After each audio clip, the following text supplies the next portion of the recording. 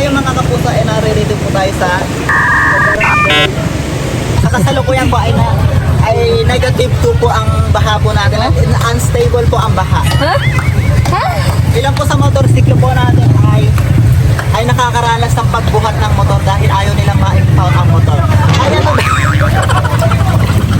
Pero pinag-iingat po din natin ang ating mga kapuso dahil sa napapalapit na po itong leptospirosis nobility. So as you can see mga kapuso ay patuloy pa rin lumaraga sa ang matinding pagbaha dito sa Villa Catalina. Grabe yan. No?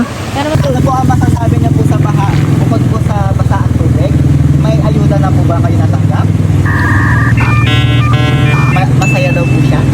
At base po sa kalamidad na panahon ngayon, ikaw po ba ay nalalamig na rin tayo daw na balite? nakakakaba, nakakaalim. At patuloy po natin mag-swimming. Di ba mo malaluin? Dahil ang kalamidad po natin ay napapanahon lang. Yan po ang balita. Balik sa'yo, Mel. Patuloy pong binabaha ang aming barangay. Hindi lang po dito, kalapit din po ang aming kabilang barangay. Kita ba? Ay, grabe naman ang face na yan. Mga kapuso, narito tayo ngayon sa barangay Tapulaw, Orange.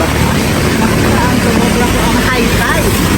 Kung saan kapag hakbang mo dito ay pupunta ka na talaga sa Encantadia. Ay, gago! Mahalagang paalala, huwag po lulusot sa mga kanal, lalo na sa pribadong kanal. Magbabalik tayo mga kapuso. Mga kapuso, narito po tayo sa barangay Tapulaw, Orani, Bataan. Na kung saan kalapit po ng aming barangay, Tarimundro, Orani, Bataan.